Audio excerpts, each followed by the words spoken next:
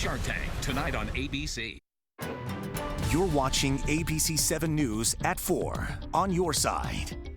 And we begin this half hour with another look at this breaking news on the Beltway. A terrible crash here. This is at Connecticut and Georgia Avenue. You can see here it has shut down the inner loop in Montgomery County. A big crash. Multiple vehicles were involved here.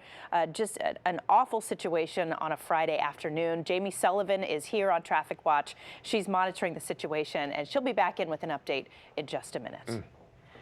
All right, let's talk about what's happening outside, because maybe the fog, maybe the drizzle was affecting that. Yeah, I think there's probably a good chance that the weather is affecting the commute today, and it's been like this all week, Steve. How's the weekend looking? It looks a whole lot better out there. Right now, temperatures generally in the lower to middle 60s, one of the coolest days that we've seen here in Washington since May, so pretty much the entire summer. Satellite radar from Stormwatch 7 shows relatively dry conditions across the area right now. A few scattered showers are out there, but keep in mind, all the rain that we've had, many locations still looking at wet pavement, along with some freshly fallen leaves. The combination of the two can make roadways rather slick, especially on the side roads. Let's talk about the Nationals game. It starts tonight. First pitch 5 minutes after 7. If you're going to the game, make sure you have at least your rain slicker with you, at least early on. We're going to look for widely scattered showers, temperatures that will generally stay in the middle 60s. The clouds, they're going to be with us along with those showers, and the showers likely to continue as we move into the early morning hours tomorrow,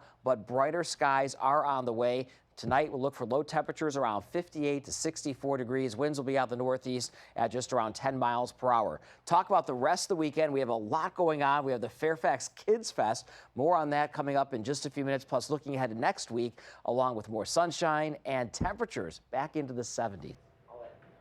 All right, we'll see you in a few, Steve. Thanks. The case surrounding the DNC employee gunned down in D.C. does remain unsolved. And now the girlfriend and family of 27-year-old Seth Rich are speaking out. As Stephen Cheetah shows us, they appeared on the syndicated program Crime Watch. Lives Bound Together, open now through 2018, is the first major exhibition at Mount Vernon focused exclusively on President Washington's slaves. George Washington kept such meticulous records, he effectively wrote the biographies. After years of archival research. More than 2 months since the killing of Seth Rich, the 27-year-old Democratic Committee employee, his girlfriend still wants answers. Whoever shot the gun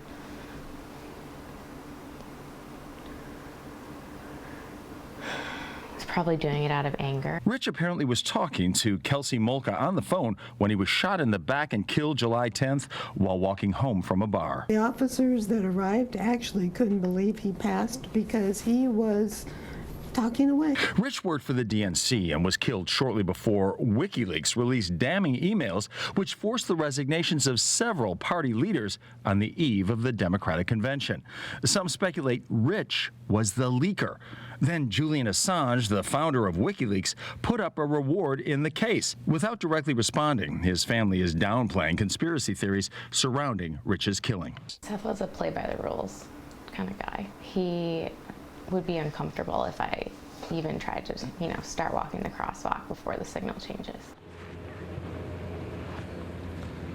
Yeah, I was here on this corner where Rich was gunned down on that July morning. Now, initially, police did say they believed it was a robbery gone bad. However, none of Rich's valuables was taken, not his wallet, his cell phone, not even his watch. Also, that is lending ammunition, so to speak, to those who believe there's a conspiracy here. Reporting live, Stephen Cheetah, ABC 7 News. Okay, Stephen, thank you. Well, with the hottest ticket in town, the National Museum of African American History and Culture, attracting big crowds, another exhibition opens this weekend, and it explores slavery here in the Capital Region. As Mike Carter-Canine reports, it's the first major exhibit at George Washington's Mount Vernon estate, focused exclusively on the experience of the slaves there.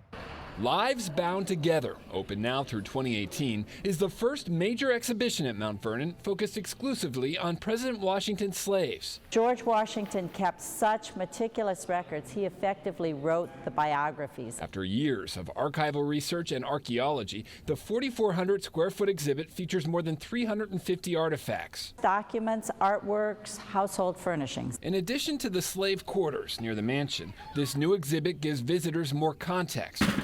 telling the stories of slaves buried here. Our department here is taking on a multi-year project to determine where these graves are today. The exhibit includes rare items owned by slaves, their clothing, belongings, and their tools. George Washington expected his enslaved people to work from sunup until sundown. So in the summer, that might be something like 14 hours. Not just the daily lives of slaves at Mount Vernon, the exhibit also explores Washington's evolving views on slavery, that he opposed buying and selling slaves, he tried to keep families together, and that he privately hoped for legislation that would end slavery. However, he did not free his own slaves until after his death. It tells us really how conflicted he was about the situation. He had ideals. He never resolved the issue in his lifetime. Many visitors ask, was the slave experience at Mount Vernon or Washington as a slave owner better than average?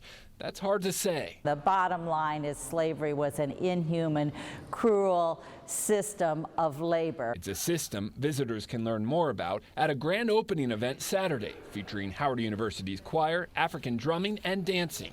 At Mount Vernon, Mike Carter-Canine, ABC 7 News. Leaders from all over the world gathering in Jerusalem today to say goodbye to Shimon Peres. The former Israeli leader died this week at the age of 93 after suffering a stroke. President Obama was joined at the service by President Bill Clinton and said Peres was a man he admired and called a friend. Shimon accomplished enough things in his life for 1,000 men.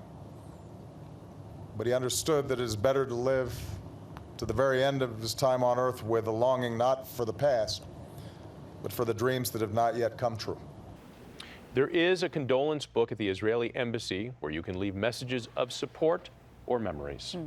Well, you may not realize this, but the internet may undergo a change at midnight.